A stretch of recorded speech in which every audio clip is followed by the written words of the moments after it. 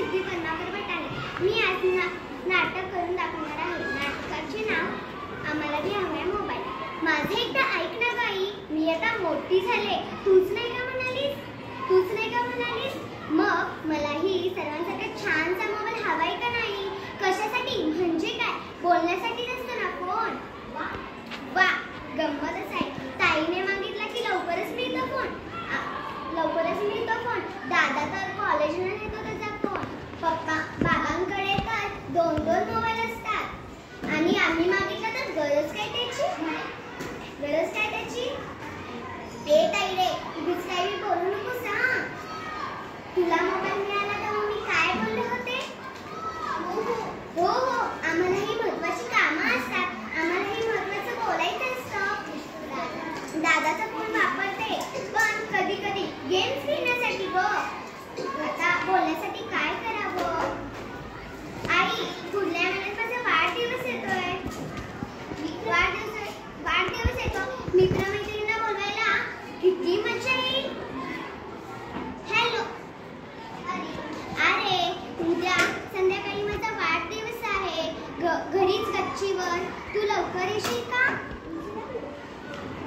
जरा लवकर येशील का? हो। Good good.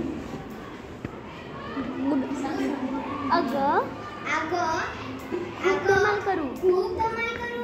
हो सगळ्यांना आता फोनवरच सांगते। बाय।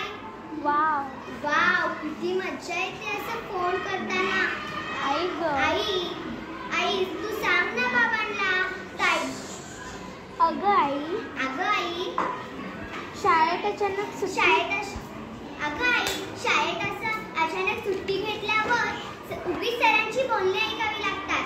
मग जसं बाबा कसे घरातनं फोन करतात ऑफिसला, तसे घरातनं सरांना फोन करायची का? हॅलो, गुड मॉर्निंग सर, आजची सुट्टी मिळेल का? जरा महत्त्वाचं काम आहे घरी। हो उद्या येते शाळेत। Thank you sir. महत्त्वाचं असं खूप काम करतात येतात तशी। तू सांग ना बाबांना।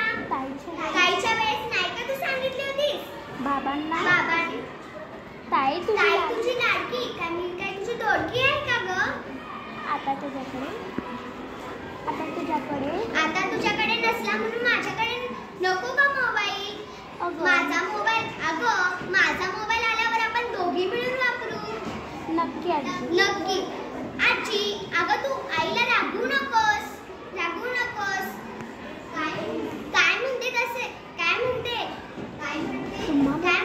काय म्हणते? तुम्हा मुलांना मोबाईलवर बोलायचं भानच नसतं।